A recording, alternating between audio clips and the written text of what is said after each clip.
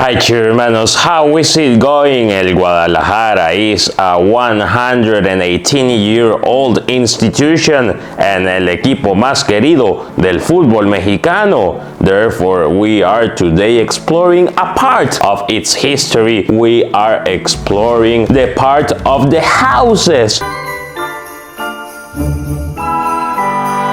of el Guadalajara, las casas de las Chivas, the stadiums, the football grounds where the red and white legend has been forged. Stay with me for another capsule of Chivas history, for another capsule of Historia Sagrada.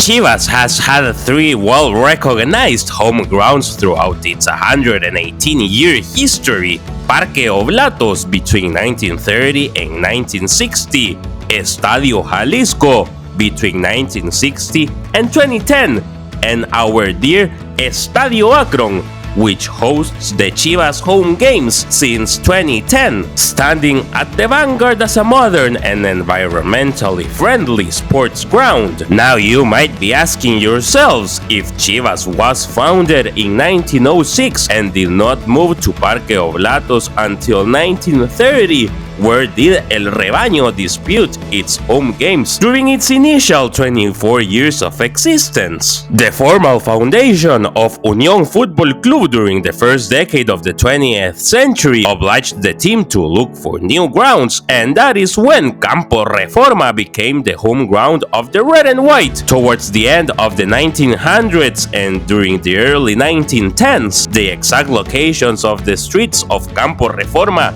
is not certain. However, what is certain is that El Guadalajara disputed its home games in Colonia Reforma, and therefore the ground acquired the nickname of El Decano de la Colonia Reforma. Then towards the mid and late 1910s, El Guadalajara lacked a fixed ground. However, we got to say that there were various pitches across the city where the team practiced the sport. One of the most famous and well-remembered grounds of the 1910s was Las Bases Chicas, a lot provided by Sabino Orozco, uncle of Orozco brothers Gregorio and Rafael, two of the main founders of our institution.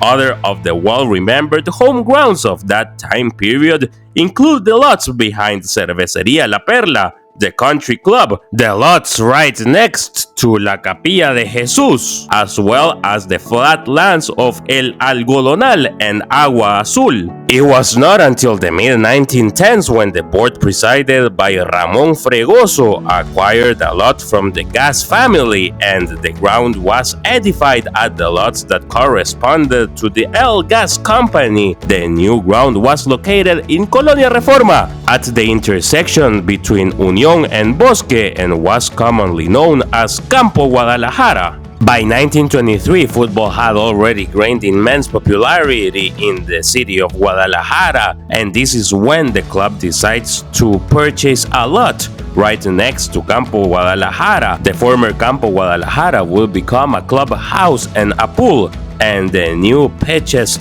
of El Rebaño were Los Campos Deportivos del Oeste. The team there disputed its home games before arriving to Estadio Felipe Martínez Sandoval, also known as Parque Oblatos, the heart of football in Jalisco, and where Las Chivas built a valuable part of its history and went through significant periods. From 1930 until 1960, Parque Oblatos was the place where the Chivermanos gathered to watch their team live. Then between 1960 and 2010, 50 years, yes, half a century of red and white tradition, received its home games at Estadio Jalisco, and over the last 14 years it has been Estadio Akron, the most modern stadium in Latin America.